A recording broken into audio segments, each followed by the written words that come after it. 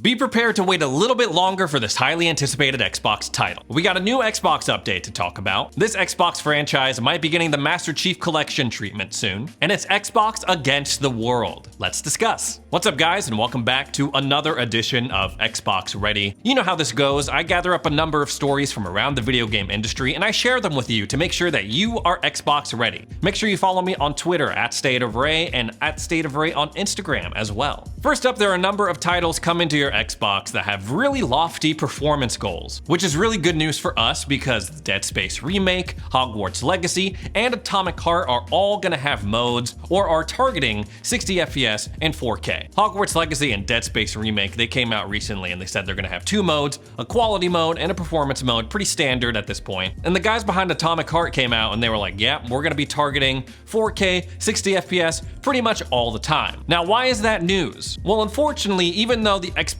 this generation was that we were gonna have a performance mode, we were gonna have a quality mode, a lot of these games were gonna ship with that 60 FPS target. In reality, it hasn't really been the case. Obviously, there was a big uproar with Gotham Knights when that released. It was a next-gen only title, and then it came out and they were like, oh yeah, we can only achieve 30 FPS with this game. A Plague Tale Requiem, which I really did enjoy. Again, they were like, oh, sorry guys, we can only manage 30 FPS. So it's very encouraging that going into 2023, we're seeing more titles hit that higher frame rate mark. Hopefully, as we continue to go along in this generation, that will just be the norm and not like some special announcement that people have to make before their game releases. Will that apply to Starfield though? That is the big question. There's kind of some debate in the community right now on whether or not that game was going to ship with a 60 FPS target. As we saw in the June Bethesda showcase last year, they showed that gameplay trailer and it was a 30 FPS, and that's generous. There was like some huge,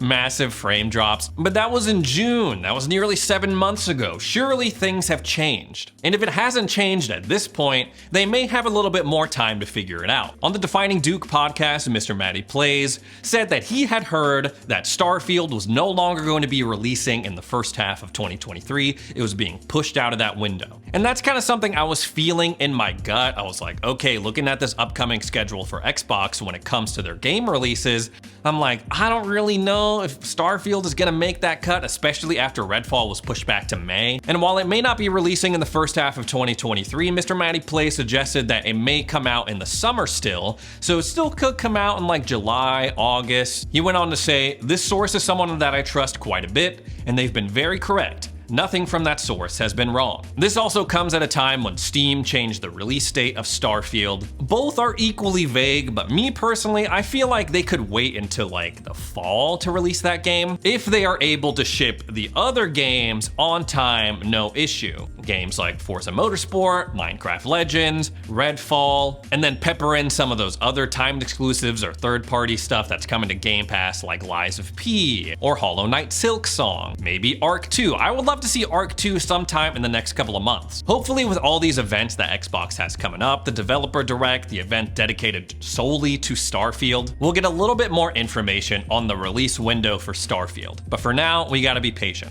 Now, a few months back, we heard rumors that an Xbox franchise was going to be getting the Master Chief Collection treatment. The Master Chief Collection is basically an anthology of Halo games that feature Master Chief. Later on, they did add Halo Reach into that, so they've kind of expanded beyond Master Chief and it's just like a general Halo collection. Now, the obvious answer as to what other franchise this could possibly happen to would be Gears of War. Yeah, sure, there are some other candidates like, they could do like a Fable kind of collection, but no.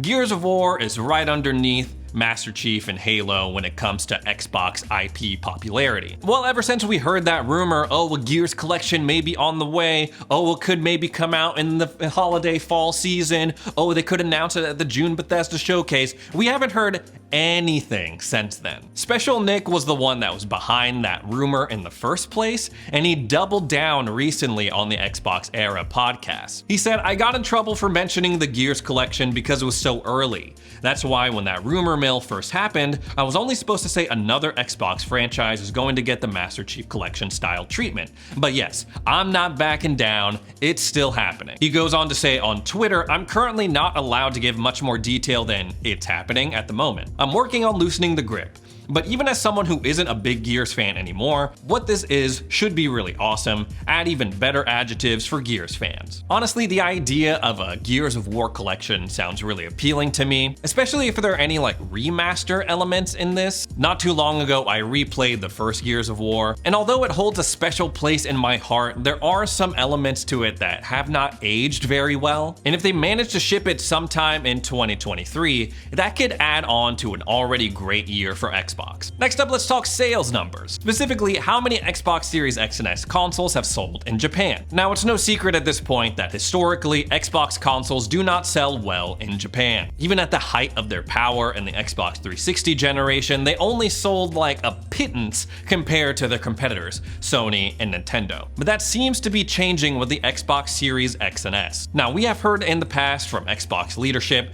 that they're trying to have a more concerted effort of selling consoles in the Japanese market, and from what we've seen so far, it seems to be paying off. Total sales for the Xbox Series X and S in Japan in 2022 seem to have doubled from their number in 2021. Fear Xbox states, according to new figures from Famitsu, Xbox Series X and S combined 2022 sales were more than double the region's 2021 figures. Last year, Microsoft sold 2,609,737 units total, putting the lifetime Xbox Series X and S sales at 398,395 in Japan since their 2020 launch. Now, this sounds really awesome, and it is good when it comes to Xbox standards in Japan. But if you look at the numbers more closely, you'll see that there was a 2-week period where they sold 200 consoles. And that, my friends, is no matter how you look at it, no matter how you cut it, that's not great. I don't know if it's a stock issue, I don't know if it is a marketing issue, but you gotta bump those numbers up if you want to keep that momentum going. Momentum, I use that word lightly, into 2023.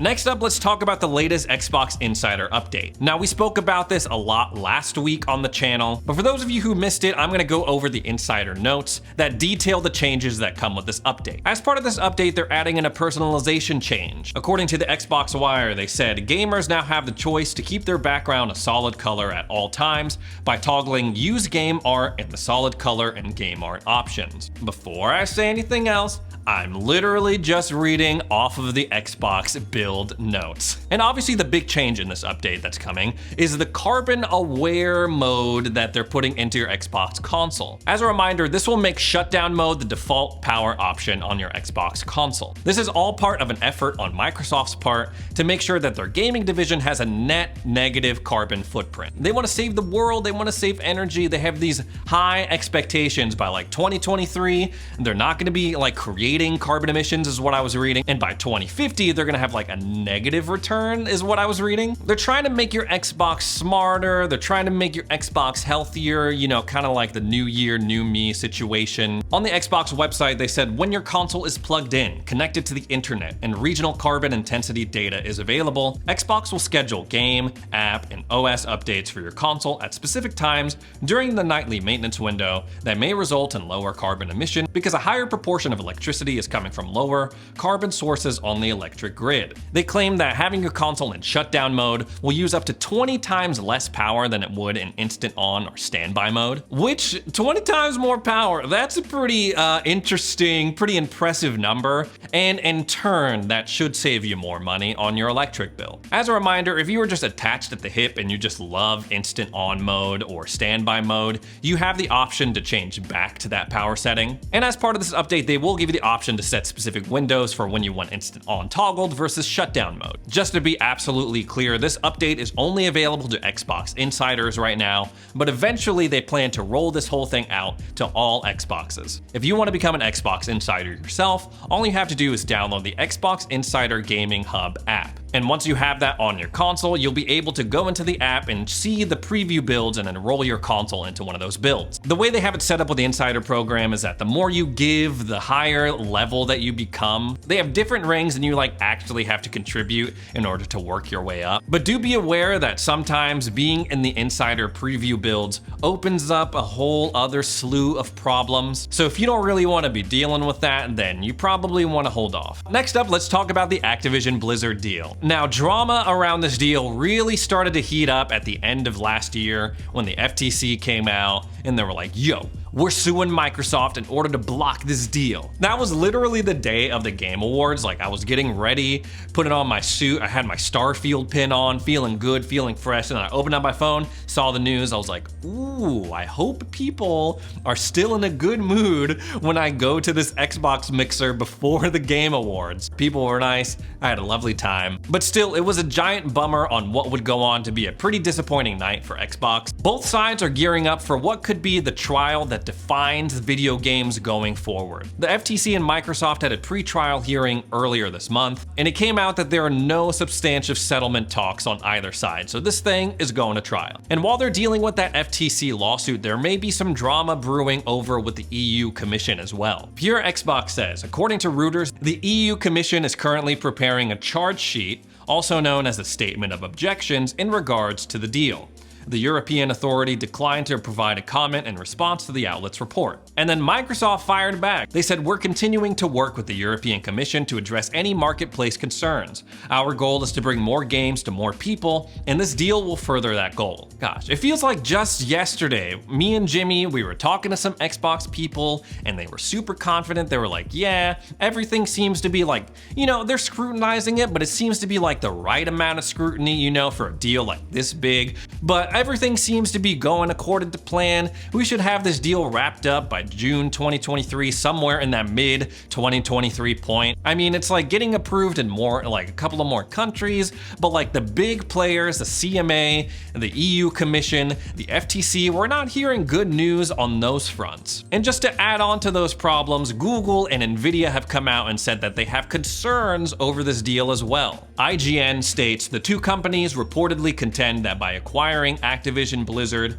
Microsoft would gain an unfair advantage in the cloud, subscription, and mobile gaming markets. That said, one source told Bloomberg that Nvidia at least is not expressly opposed to the acquisition, though it did stress the importance of equal access to game titles. Google? I know Google's not talking about concerns over competition, concerns of monopoly, the same dudes that muscled pretty much everyone out of the search engine market back in like the early 2000s. Like, whatever happened to Ask Jeeves, man? I used to love asking Jeeves, and then I was like, well, why would I ask Jeeves when Google has like way more resources and I guess I contributed to the problem. But when it comes to Nvidia's case, I do understand where they're coming from. Obviously, they have their own cloud gaming service, Nvidia GeForce Now, which is pretty much the same concept as Xbox Cloud Gaming, but with Xbox Cloud Gaming, they're essentially saying, hey, you can stream a game from like this random Series X that we have in this warehouse, and we'll stream it using that Series X and then throw it over to wherever you're streaming. Nvidia, it's pretty much the same thing, but they're like, hey, you may not have a fancy computer, but you can stream it from one of our fancy computers straight to whatever device that you're streaming your game on. And in the past, they have had a hell of a time when it comes to licensing deals, like whether or not they have permission to have certain games on their service. So yeah, Nvidia coming out and saying, okay, if Microsoft and Xbox get this deal, are they gonna like bar us from having access to those Activision Blizzard titles on our own cloud gaming service? That's totally valid. All of this is kind of tricky right now because cloud gaming is still kind of in its early stages. There's not one singular person that has been dominant in the space. Everyone sort of tried it. PlayStation had PS Now. Google had Stadia, which rest in peace. GeForce Now, obviously I was just talking about that, that's the thing, but there's no one that's like a clear runaway hit when it comes to cloud gaming. So could acquiring Activision Blizzard potentially put Xbox as like the juggernaut of cloud gaming? They could acquire the whole thing and then it's still, cloud gaming continues to be kind of like an accessory situation for them. It's still too close to call. And when it comes to their concerns over Xbox making its way into the mobile gaming market, it's hard to foresee Xbox right now, Microsoft, who has barely any mobile gaming presence, turning around and being like this juggernaut, monopoly monster. Luckily, I'm not the guy who makes those kind of decisions. Hopefully the people reviewing this deal will take into account all perspectives and make a decision that is truly best for the video game industry. But again, Google and Nvidia piling onto Xbox and being like, I don't know about this deal, it just feels like it's Xbox versus the world right now. I feel like the only people who have come out and said like, I don't really care if Xbox has this deal has been like Rockstar Games. They've come out and said, yeah, this could be good for the video game industry. There's been no companies that have been like, hell yes, Xbox should buy Activision Blizzard, besides Activision Blizzard themselves. Reactions from the corporate world seem to be like, wouldn't affect me, or like, no, I don't want this deal to go through. Anyways, guys, that's all the news I have for today. Thanks so much for joining me for another edition of Xbox Ready. Make sure you follow me on Twitter @StateOfRay and @StateOfRay on Instagram as well.